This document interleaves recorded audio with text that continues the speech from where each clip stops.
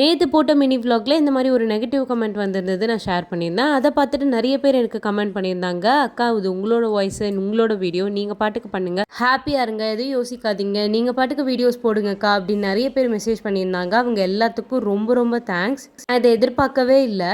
ரொம்ப ஹாப்பியாக இருந்தது. நமக்கு யாருன்னே தெரியாதவங்க நம்மளுக்காக இந்த மாதிரி சப்போர்ட் பண்ணி பண்ணுங்க அப்படின்னு சொல்கிறப்போ ரொம்ப ஹாப்பியாக இருந்தது.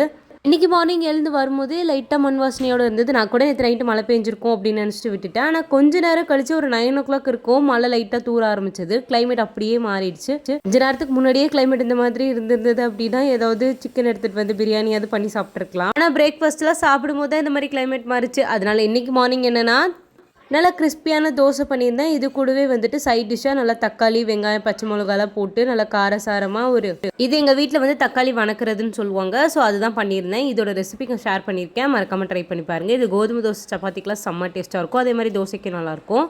இன்றைக்கி மார்னிங் நீங்கள் என்ன பிரேக்ஃபாஸ்ட்டுக்கு பண்ணீங்கன்றது மறக்காமல் ஷேர் பண்ணுங்கள். உங்கள் ஊரில் கிளைமேட் எப்படி இருக்குது, மழை வர மாதிரி இருக்கா இல்லை வெயிலாக இருக்கான்றதையும் கமெண்ட் பண்ணுங்கள். நாளைக்கு ஒரு வீடியோவில் பார்க்கலாம். பாய்.